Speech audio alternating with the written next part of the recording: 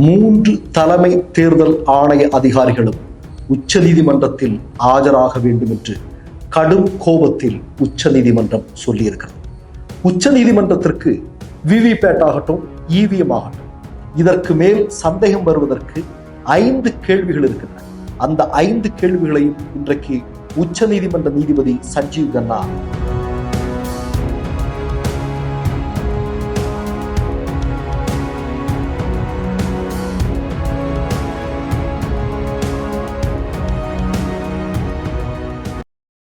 Mister perfect extra gold திருமணமான ஆண்களுக்கு திருப்பு முனையை ஏற்படுத்தும் ஹலாலான இயற்கை வியாகரா. வயதான பலகினமா, சுகர் பலகினமா, இனி கவலை வேண்டாம், உடனே ஆர்டர் செய்யுங்கள். வணக்கம். இவிஎம்மின் மீது எங்களுக்கு சந்தேகம் இருக்கிறது. அதனால் இன்று உடனடியாக 3 தலைமை தேர்தல் ஆணைய அதிகாரிகளும் உச்ச நீதிமன்றத்தில் ஆஜராக வேண்டும் என்று கடும் கோபத்தில் உச்ச நீதிமன்றம் சொல்லியிருக்கிறது. உச்ச நீதிமன்றத்திற்கு விவிபேட் ஆகட்டும், இவிஎம் ஆகட்டும், இதற்கு மேல் சந்தேகம் வருவதற்கு 5 கேள்விகள் இருக்கின்றன. அந்த 5 கேள்விகளையும் இன்றைக்கு உச்ச நீதிமன்ற நீதிபதி சஞ்சீவ் கன்னா தேர்தல் ஆணையத்தை பார்த்து கேட்டிருக்கிறார். முதல் கேள்வி என்பது மைக்ரோ கண்ட்ரோல் யூனிட் பொருத்தப்பட்டிருக்கிறதா அல்லது விவிபேட்டில் பொருத்தப்பட்டிருக்கிறதா? இரண்டாவது கேள்வி, பொருத்தப்பட்டிருக்கிற மைக்ரோ கண்ட்ரோலர் ஒரு முறை புரோகிராம் செய்யப்பட்டிருக்கிறதா? மூன்றாவது கேள்வி, தேர்தல் சின்னங்களை பதிவேற்றும் யூனிட்டுகள் எத்தனை இருக்கின்றன? நான்காவது கேள்வி, மின்னணு வாக்குப்பதிவு எந்திரத்தில் தேர்தல் தொடர்பாக 30 நாட்களுக்குள் வழக்கு தொடர வேண்டும் என்பதால் 40 நாட்களுக்குள் தரவுகள் சேமிக்கப்படுகின்றதா?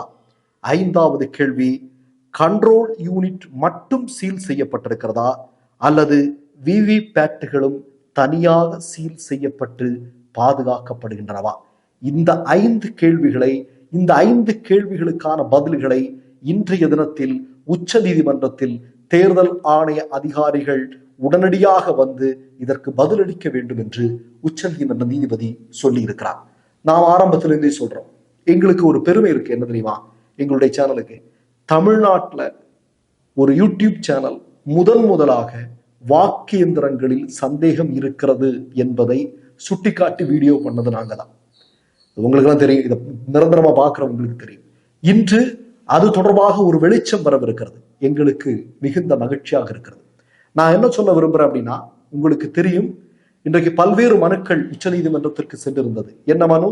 அதாவது வாக்கெந்திரங்கள் ஆகட்டும், விவிபேட் ஆகட்டும், இதுல பதிவாகக்கூடிய வாக்குகள், இந்த 2 எந்திரங்களிலையும் பதிவாகக்கூடிய வாக்குகள் முழுமையாக எண்ணப்பட வேண்டும் என்பதுதான் உச்ச நீதிமன்றத்திற்கு சென்ற மனுக்கள். இது தொடர்பாக பல்வேறு விசாரணைகளை மதிப்புக்குரிய உச்ச நீதிமன்றம் மேற்கொள்கிறது. இறுதியாக நீதிமன்றம் சில தினங்களுக்கு முன்பு என்ன சொன்னாங்க அப்படின்னா, காலவரையின்றி இந்த தீர்ப்பு தள்ளி வைக்கப்படுகிறது என்று சொன்னார்கள். நமக்கு கூட ஒரு பதட்டமா இருந்தது. இந்த தேர்தல் எல்லாம் முடிஞ்சதுக்கு பிறகு இந்த தீர்ப்பு வந்ததுன்னா என்ன ஆகிறது அப்படிங்கிற பயம் நமக்கு இருந்தது. ஆனால் நல்ல வேளை, நீதிமன்ற நீதிபதிகள் இப்போதே களத்தில் இறங்கி இருக்கிறார்கள். தேர்தல் அதிகாரிகளை அழைத்திருக்கிறார்கள். எங்களுக்கு இதில் மிகப்பெரிய சந்தேகங்கள் இருக்கிறது. இந்த சந்தேகங்கள், இதற்கான உரிய பதில்களை நீங்கள் எங்களுக்கு சொல்லியாக வேண்டும் என்பதுதான் மதிப்புக்குரிய உச்ச நீதிமன்ற நீதிபதி சஞ்சீவ் கன்னா சொல்லி இருக்கிறார். நான் என்ன சொல்றேன் அப்படின்னா, இன்றைக்கு வாக்கு இயந்திரங்களில் இருக்கக்கூடிய சந்தேகங்களை ஒருபுறம் உச்ச நீதிமன்றம் மிகப்பெரிய அளவில் கேள்விக்குள்ளாக்கும் போது, இதனால பயந்து இருக்கக்கூடிய பிஜேபி என்று சொல்லக்கூடிய கட்சி பல்வேறு தில்லு முன்களில் இறங்கி கொண்டிருக்கிறது என்பது நமக்கு தெரியும். ஏன்னா இவிஎம்ஐ நம்பி இனி பயன் இல்லை. இவிஎம் தொடர்பாக சரியான நீதி உச்ச நீதிமன்றத்தில் பிறப்பிக்கப்படுவாயின் தங்களுக்கு பெரும்பாலான இடங்களில் டெபாசிட் இழக்க நேரிடும் என்பது அவர்களுக்கு தெரியும். அதனாலதான் நேற்று வந்திருக்கக்கூடிய ஒரு மிக முக்கியமான செய்தியை நான் உங்களுக்கு சொல்றேன். திரிபுராவில் பல்வேறு இடங்களில் வாக்குப்பதிவு நடந்தது. முதல் கட்ட வாக்குப்பதிவு திரிபுராவிலையும் பல்வேறு இடங்கள்ல வாக்குப்பதிவு நடந்தது அப்படிங்கிறது உங்களுக்கு தெரியும். அதுல மேற்கு திரிபுராவில் இருக்கக்கூடிய மக்களவை தொகுதியில சில வார்டுகள்ல நீங்க பாத்தீங்கன்னா 100% மேல் வாக்குப்பதிவு அங்க பதிவு செய்யப்பட்டிருக்கிறது. இது எப்படி? அதாவது 545 வாக்குகள் மட்டும் இருக்கக்கூடிய மஜ்லிஸ்பூர் வாக்குச்சாவடியில 574 வாக்குகள் பதிவாகி இருக்கிறது. அதாவது ஒரு வார்டுல 545 வாக்காளர்கள் தான் இருக்காங்க. ஆனா 574 வாக்குகள் பதிவாகி இருக்கு. அதே மாதிரி 1290 வாக்குகள் இருக்கக்கூடிய கபர்பூர் என்று சொல்லக்கூடிய வாக்குச்சாவடியில 1292 வாக்குகள் பதிவாகியிருக்கு. 2 வாக்குகள் கூடுதலாக பதிவாகியிருக்கிறது. அதே மாதிரி 451 வாக்குகள் இருக்கக்கூடிய மோகர்பூர் என்று சொல்லக்கூடிய வாக்குச்சாவடியில் 492 வாக்குகள் கூடுதலாக பதிவு செய்யப்பட்டிருக்கிறது.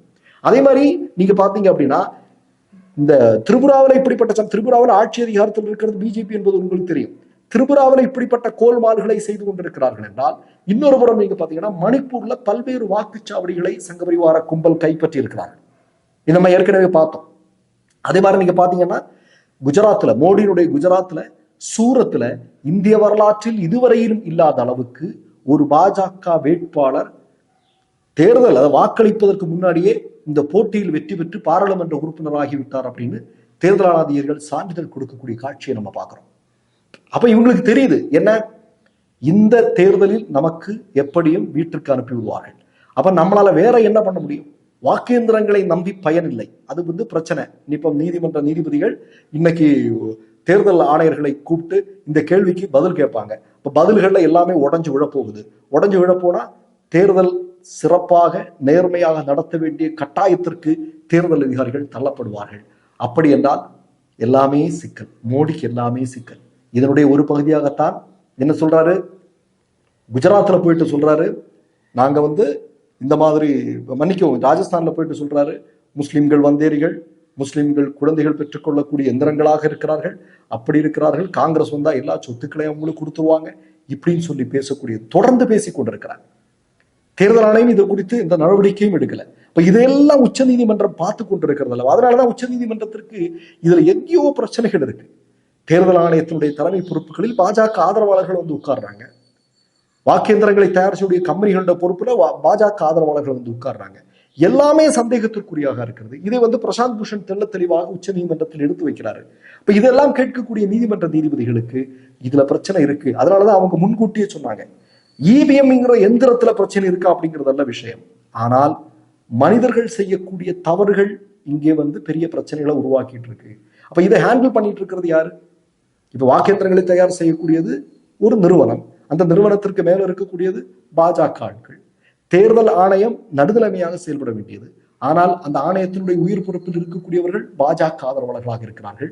இப்படி சொல்லிக் கொண்டே போகலாம். அப்ப இவ்வளவு பெரிய சந்தேகங்கள் வந்திருக்கிறார்கள் தான் 5 கேள்விகளை கேட்டு இதற்கு உடனடியாக பதிலளிக்க வேண்டும் என்று தேர்தல் ஆணைய அதிகாரிகளுக்கு கடும் கோபத்தில் உச்ச நீதிமன்றம் உத்தரவு பிறப்பித்திருக்கிறது. வரும் நாட்களில் என்ன நடக்கிறது என்பதை பொறுத்திருந்து பார்ப்போம். மற்றொரு நிகழ்வில் சந்திப்போம். நன்றி, வணக்கம். மை நேம் இஸ் ரெட் சேனலை சப்ஸ்கிரைப் பண்ணிக்கோங்க. அதுக்கப்புறமா பக்கத்துல இருக்கிற ஜாயின் பட்டனை கிளிக் பண்ணீங்கன்னா ஒரு நியூ பேஜ் ஒன்று ஓப்பன் ஆகும். அதுலயும் ஜாயின் பட்டனே கிளிக் பண்ணிக்கோங்க. அதுல பாத்தீங்கன்னா credit R debit card options இருக்கு. இதுல உங்களுக்கு விசா, மாஸ்டர் கார்டு, ரிப்பே அப்படின்னு 3 ஆப்ஷன்ஸ் கொடுத்துருக்காங்க. அதுல நீங்க எந்த கார்டு சூஸ் பண்றீங்களோ அந்த கார்டோட நம்பர் என்டர் பண்ணிக்கோங்க. அப்புறமா கார்டோட வேலிடிட்டி மந்த் அண்ட் இயரை டைப் பண்ணிக்கோங்க. அடுத்தபடியா உங்க கார்டோட பின்னால சிவிசி கோடுன்னு சொல்லிட்டு 3 நம்பர்ஸ் கொடுத்துருப்பாங்க. அந்த நம்பரை இதுல என்டர் பண்ணிக்கோங்க. அப்புறமா அட்ரஸ் அண்ட் இன்ஃபர்மேஷன் என்டர் பண்ணிட்டு பைங்கிற பட்டனை கிளிக் பண்ணிக்கோங்க. ஒருவேளை உங்க கார்டு நம்பர் இன்வாலிட்னு காமிச்சிச்சுன்னா உங்க கார்டுல இன்டர்நேஷனல் யூசேஜை எனேபிள் பண்ணுங்க.